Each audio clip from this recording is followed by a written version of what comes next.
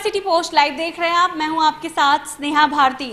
बिहार विधानसभा चुनाव से पहले महागठबंधन में बड़ी टूट देखी गई। बता दें कि महागठबंधन से रालोसपा, हम और मुकेश सहनी ने किनारा कर लिया है। कल प्रेस वार्ता थी और उस दौरान मुकेश सहनी काफी आक्रोशित हो गए बीच प्रेस कॉन्फ्रेंस के दौरान। इस बीच उन्होंने प्रेस कॉन्फ्रेंस को बीच में छोड़ करके ही वहां से उठ के चले गए और उसके बाद उनके कार्यकर्ताओं ने जमकर बवाल भी काटा। आपको बता दें आज फिर उन्होंने प्रेस कॉन्फ्रेंस रखा है और प्रेस कॉन्फ्रेंस के दौरान उन्होंने तेजस्वी यादव पर हमला बोला है। साथ ही तेजस्वी यादव को धोखेबाज भी कहा है। आपको बता दें उन्होंने ये भी कहा कि तेजस्वी यादव अपने बड़े भाई तेज प्रताप यादव को कोई तवज्जो नहीं देते। ये भी कहा कि तेज प्रताप कल बेहोश नहीं हुए थे बल्कि अपने मन मुताबिक विधानसभा क्षेत्र से चुनाव लड़ने के लिए उन्होंने ये नाराजगी जाहिर की थी जिसे बेहोशी का नाम दिया गया था। साथ ही आपको बता दें क्या कुछ कहा है उन्होंने। अनुराग के पास चलते हैं, अनुराग से ज्यादा जानकारी लेते हैं। अनुराग, क्या कुछ खबरें निकलकर सामने आई है? बिल्कुल, जो जिस तरह से आज मुकेश सहनी ने तेवर दिखाए हैं, बिल्कुल लालू परिवार खासकर वो तेजस्वी पर पूरी तरह से बमके हुए थे और तेजस्वी यादव पर बार बार आरोप लगा रहे थे, गंभीर आरोप। बल्कि उन्होंने जो पूरे प्रेस कॉन्फ्रेंस के दौरान तेजस्वी यादव को लगातार घेरे रखा और बताया कि उन्होंने किस किस तरह से धोखेबाजी की है उनके साथ। जो मुकेश सहनी ने बातें की, खासकर उन्होंने ये भी बात की, दरअसल जो परिवार के बारे में बात की और तेजस्वी यादव के बारे में कहते हुए उन्होंने तेज प्रताप की चर्चा की और तेज प्रताप यादव के बारे में कहा कि वो अच्छे इंसान है, अच्छे नेता है, पर उनकी परिवार के अंदर ही नहीं चलती। तेजस्वी यादव जो है उनके खिलाफ ही साजिश करते हैं। तेजस्वी यादव उनकी 1-2 सीटों की मांगों को भी पूरा नहीं कर पा रहे हैं। मतलब कि जो उन्होंने एक तरह से कहा है कि दोनों भाइयों के बीच में एक तरह से स्नेहा बोले हैं कि झगड़ा भी लगा दिया है। उन्होंने कहा है कि तेजस्वी यादव तेज प्रताप यादव की नहीं सुनते हैं, वो अपनी मर्जी चलाते हैं और जिस तरह से वो कर रहे हैं, 1-2 सीटों की मांग थी और उन्होंने कई सारे राज भी खोले जो महागठबंधन के अंदर है। लगातार जो कल सीट शेयरिंग के पीछे जो की खबरें जो है वो भी बता रहे थे कुशवाहा। तेज प्रताप यादव बेहोश हो गए थे, इसके पीछे की वजह भी बताया उन्होंने। हाँ, ये बातें भी कही और भी बहुत सारी बातें बताई हैं और परिवार पे आरोप भी लगाया है। परिवार पे उन्होंने आरोप लगाया है कि पैसे की वसूली कर रहा है लालू परिवार जो है सीटों के जो बांटने में पैसे लिए जा रहे हैं और वो जो उसकी एक दुकान खुली है बिस्कुमान के पास। मुकेश सहनी ने बहुत सारे आरोप लगाए हैं जिसमें उन्होंने सबसे बड़ी बात ये कही है कि तेज प्रताप यादव के साथ अच्छा नहीं हो रहा, ये बातें कही है। उसके अलावा उन्होंने कहा है कि जो तेजस्वी यादव जो मनमर्जी करते हैं, उन्होंने ये बहुत सारी बातों से पुष्ट किया है कि जब वो जो चुनाव लड़ना चाहते थे, लोकसभा चुनाव में दरभंगा सीट से चुनाव लड़ना चाहते थे, लेकिन तेजस्वी यादव उन्होंने खगड़िया की सीट थमा दी, इस वजह से वो चुनाव हार गए।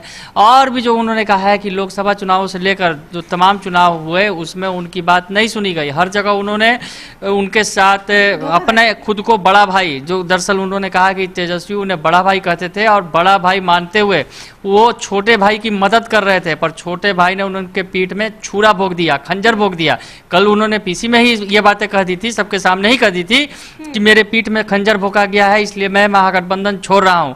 और आज जो उन्होंने पीसी में जो है तमाम तरह के आरोप लगाए हैं तेजस्वी यादव पर और उनके परिवार पर, लालू परिवार की पोल खोल के उन्होंने रख दी है। दरअसल जो तेजस्वी यादव या तेज प्रताप यादव को लेकर उन्होंने बहुत सारी बातें कही है। उसके अलावा जो टिकट वाली जो बात कही है वो काफी गंभीर आरोप लगाया है और कहा है कि आरजेडी में जो टिकटें बिक रही हैं, इसमें सौदा किया जा रहा है, टिकटों का पैसे पहुंचाए जा रहे हैं और उसमें एक एमएलसी जो है उनसे जुड़े हुए हैं और जो बिस्कुमान में ये दुकान खुली हुई है, उन्होंने खुले तौर पे कह दिया कि बिस्कुमान में दुकान खुली हुई है और आरजेडी के जो नेता जो टिकट चाहते हैं वो पैसे लेके वहां पहुंच रहे हैं। दरअसल इसने इस बात को समझना होगा कि जो पिछले दिनों एक आरजेडी नेता पकड़े गए थे पैसों के साथ, काफी सारे 75 लाख रुपए लगभग पाए गए थे और जब छापेमारी हुई थी तो पकड़े गए थे पैसे। तो उसके बाद से ये लगातार चर्चा हो रही थी, सियासी गलियारे में ये काफी चर्चा का विषय था कि आरजेडी जो है अपनी सीटों के लिए पैसे ले रही है, ये बात आरोप लगाया था विपक्षी दलों ने। तो ये जो बातें हैं ये आरोप अब मुकेश सहनी ने बैठ के लगाया है। अगर राष्ट्रीय जनता दल में कौन नहीं कर रहा है वो मेरे को बता दीजिए कि कौन नहीं कर रहा है। यहाँ बिस्कुमान में एक दुकान लग चुका है और ये पूरा बिहार को जग जाहिर है किस तरीके से। जी हाँ, देखिए हम अपनी पार्टी के बारे में बात कर सकते हैं, दूसरे पार्टी के बारे में आंतरिक मामले में हम नहीं जा सकते। हमें बिहार में गठबंधन की राजनीति होता है, हम मानते हैं कि हम अपने दम पे बिहार में विकल्प नहीं दे सकते हैं। जो महागठबंधन के कल तक सहयोगी थे आज अलग हो चुके हैं। उन्होंने बड़ा ऐलान कर दिया है कि हम अकेले चुनाव लड़ेंगे, हम जो है उनको चुनौती देंगे, तेजस्वी यादव को उनकी औकात बताएंगे कि आखिर हम क्या हैं। ठीक है, उन्होंने ये स्वीकार किया कि ठीक है हम अकेले, जनाधार हमारे उतना नहीं है, इसलिए हम सहयोगियों के साथ में लड़ते हैं चुनाव। पर जिस तरह से तेजस्वी यादव ने उन्हें कदम कदम पर धोखा दिया, तो उन्हें वो सबक जरूर सिखाएंगे। स्नेहा, तो महागठबंधन से अब अलग हो चुके हैं मुकेश सहनी ने तेजस्वी यादव पर कई गंभीर आरोप लगाए हैं। साथ ही साथ लालू परिवार पर भी आरोप लगाए हैं कि लालू परिवार टिकट का बंटवारा नहीं कर रहा है, बल्कि टिकट वहां बेचा जा रहा है। मृगेंद्र के पास चलते हैं, क्या लगता है मुकेश सहनी अब किसके पाले में जा सकते हैं? देखिए, मुकेश सहनी किसके पाले में जा सकते हैं नहीं जा सकते दूसरा विषय है। पहले समझने की बात यह है कि महागठबंधन से वो अलग क्यों है। देखिए, जब भी महागठबंधन या कोई भी अलायंस होता है तो हर एक पार्टी को कुछ न कुछ सीट दिया जाता है। आप देख रहे होंगे, कल हम लोग जब सीपीसी में देखे कि भाई कांग्रेस को जो 70 सीटें दी गई और जो है आरजेडी 144 पर लड़ने वाली थी, जो है लेफ्ट जो है वो 29 सीटों पर लड़ने वाली थी। लेकिन वहां पर यह क्लियर नहीं हो पाया कि जो है मुकेश सहनी की जो पार्टी वीआईपी है उनको कितनी सीटें दी जाएंगी।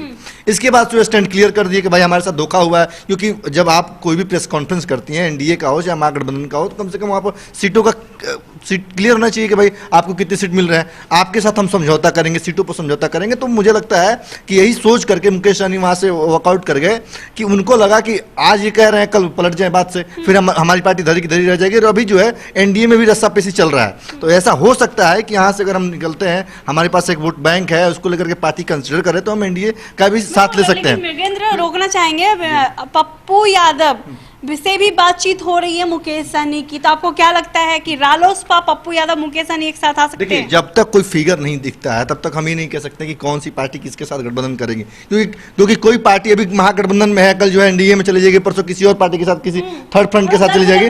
दल बदलना लगातार रहता है। चुनाव के इन वक्त पहले कई सारे समीकरण बनते हैं, बिगड़ते हैं, फॉर्मूले सेट होते हैं, उसको बिगाड़े जाते हैं, और अपने हित को देख करके लोग पार्टियां जो हैं एक दूसरे से मर्ज भी करती हैं, एक दूसरे से बिखराव भी करती हैं। तो ये कहीं ना कहीं एक सियासत का ये इतिहास रहा है और ये सियासत की चीजें हैं। मेरा कहना स्पष्ट तौर पे है कि अगर तेजस्वी यादव की अगर बात की जाए तो तेजस्वी यादव आखिर कौन सा ऐसा नेतृत्व कर रहे हैं कि महागठबंधन को लेकर के उनके बीच हमेशा लड़ाई छिड़ा रहा, या जो भी पुराने धड़े के नेता थे, लालू प्रसाद यादव के समय के जो नेता थे, वो इनसे खफा रहे। चाहे आप जगदानंद बाबू की बात कर लें या रघुवंश बाबू की बात कर लें, उनको भी पार्टी से इस्तीफा देना पड़ा। तो कहीं ना कहीं उनके नेतृत्व क्षमता पर भी सवाल है कि आखिर आप गठबंधन में लोगों से बात कर लेते हैं लेकिन फिर भी उस चीज को टैकल करके एक्यूमुलेट नहीं कर पाते हैं। हालांकि मृगेंद्र क्लियर हो चुका है, महागठबंधन में सीट शेयरिंग भी हो चुका है, अब जो है सीट का बंटवारा हो चुका है, मुकेश सहनी आउट हो चुके हैं, ये भी पता चल गया है। लेकिन दिलचस्प ये होगा कि मुकेश सहनी बिहार विधानसभा चुनाव से पहले किधर जाते हैं। तो काफी दिलचस्प बातें हैं कि मुकेश सहनी को एक तरफ पप्पू यादव भी ऑफर दे रहे हैं, दूसरी तरफ एनडीए से भी ऑफर मिल रहा है। अब देखने वाली बात होगी कि मुकेश सहनी किसके साथ जाते हैं। अगर आपको हमारी ये खबर अच्छी लगी हो तो हमारे चैनल को लाइक सब्सक्राइब करना ना भूलें, हमें ढेर सारा प्यार दें। तब तक के लिए धन्यवाद।